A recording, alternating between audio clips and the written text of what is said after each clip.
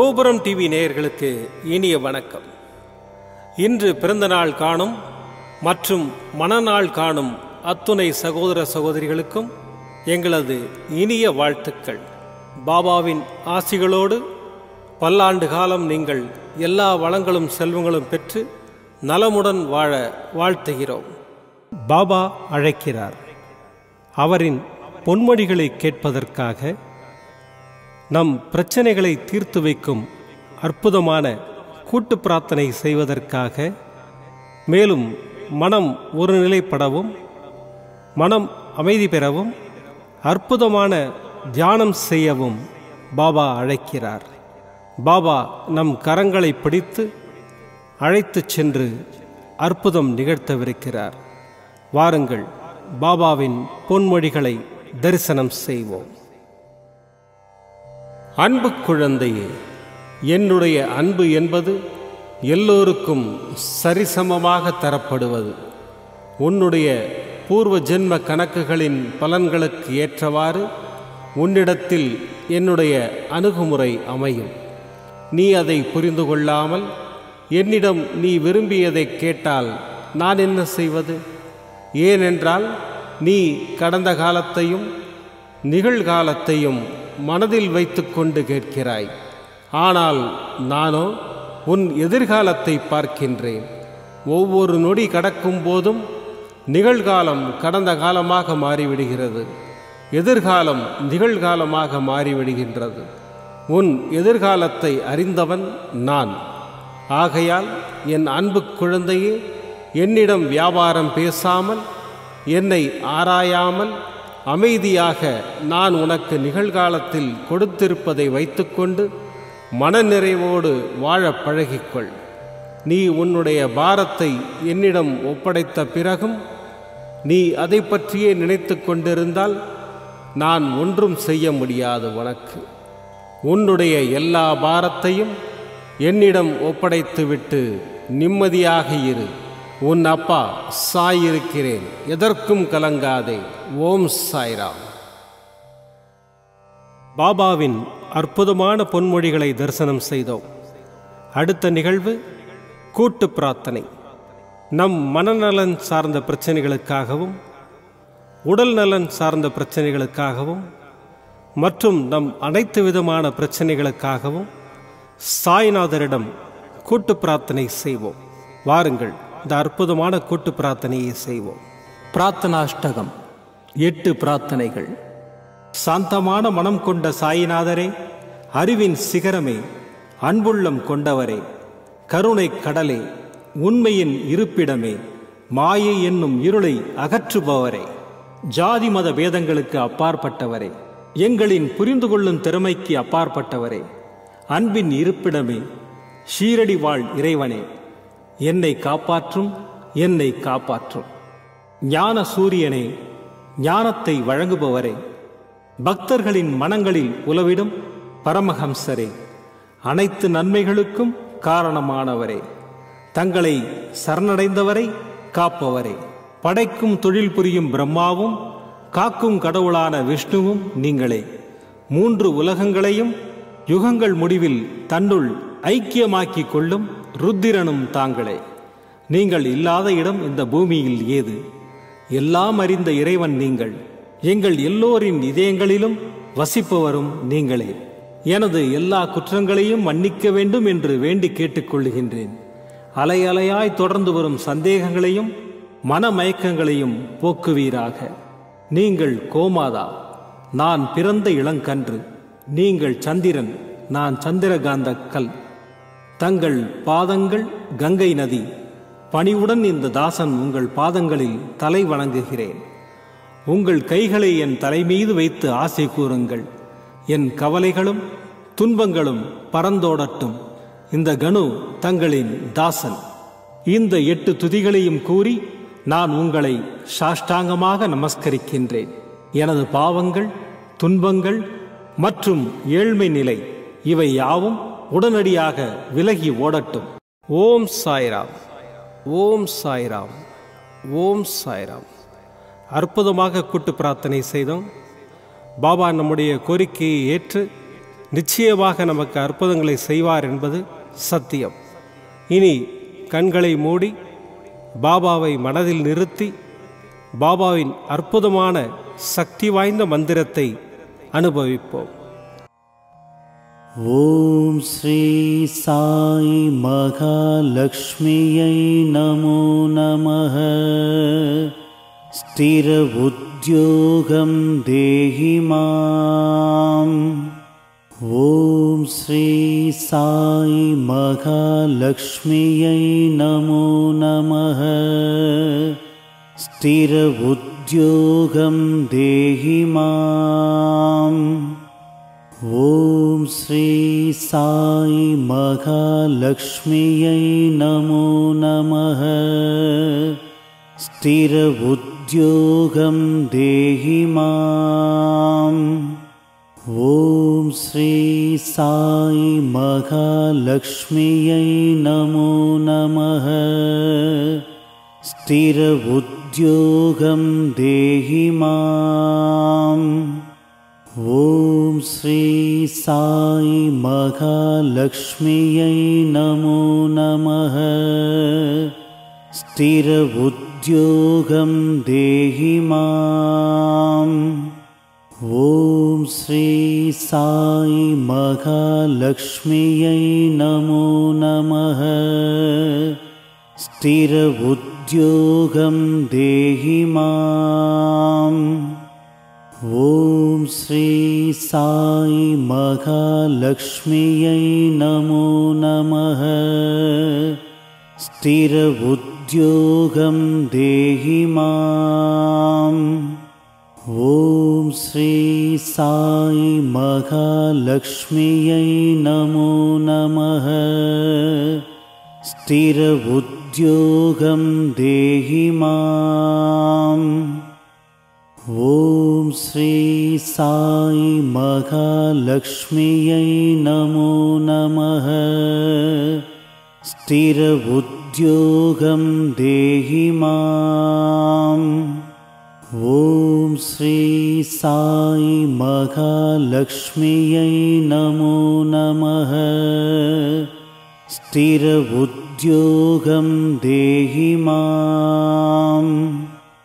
ஓம் ஸ்ரீ சாய் மகாலக்ஷ்மியை நமோ நமः.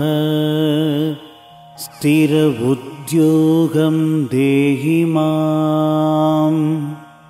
ஓம் ஸ்ரீ சாய் மகாலக்ஷ்மியை நமோ நமः. ஸ்திர உத்யோகம் தேஹி மாம். ஓம் ஸ்ரீ சாய் மகாலக்ஷ்மியை நமோ நமः. ஸ்திர உத்யோகம் தேஹி மாம். ஓம் ஸ்ரீ சாய் மகாலக்ஷ்மியை நமோ நமः. ஸ்திர உத்யோகம் தேஹி மாம். ஓம் ஸ்ரீ சாய் மகாலக்ஷ்மியை நமோ நமः. ஸ்திர உத்யோகம் தேஹி மாம்.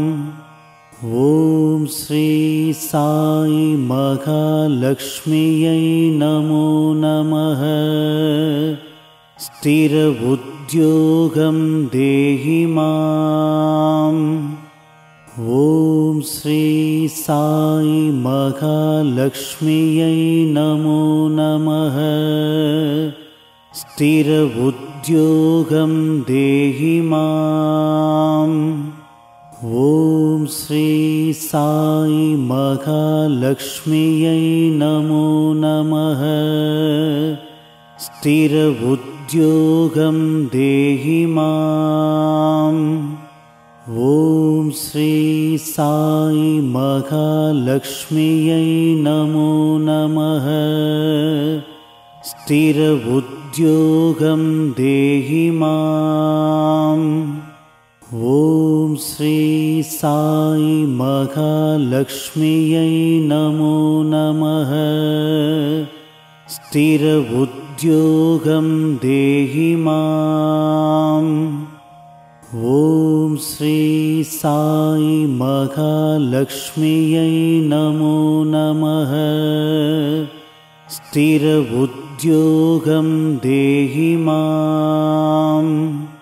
ॐ श्री साई महालक्ष्म्यै नमो नमः।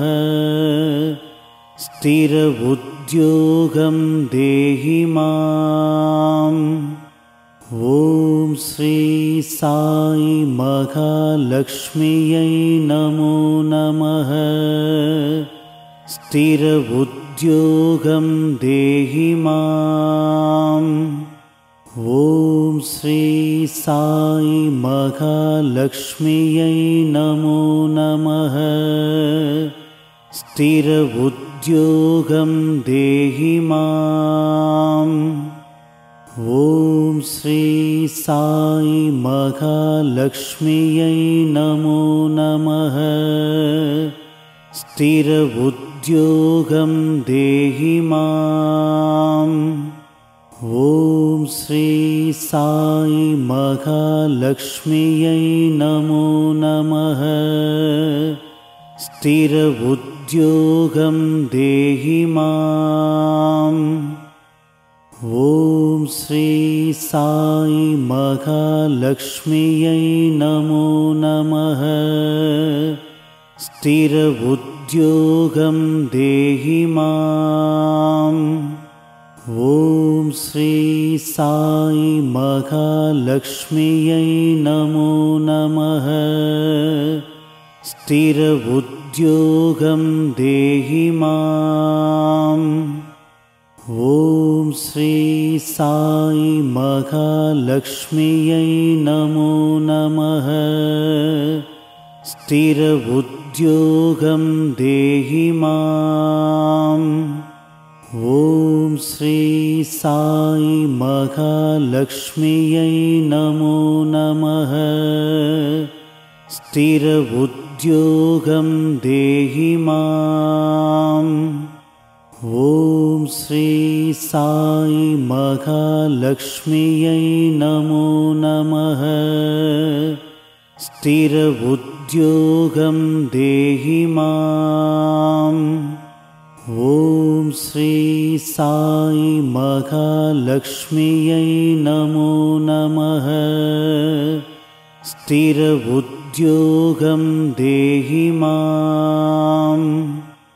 ॐ श्री साई महालक्ष्म्यै नमो नमः।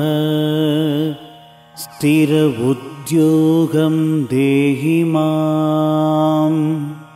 ॐ श्री साई महालक्ष्म्यै नमो नमः। स्थिरउद्योगं देहि माम्। ॐ श्री साई महालक्ष्म्यै नमो नमः। स्थिरउद्योगं देहि माम्। ॐ श्री साई महालक्ष्म्यै नमो नमः। स्थिरउद्योगं देहि माम्। ॐ श्री साई महालक्ष्म्यै नमो नमः। स्थिरउद्योगं देहि माम्।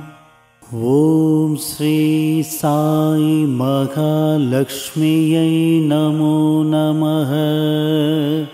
स्थिरउद्योगं देहि माम्।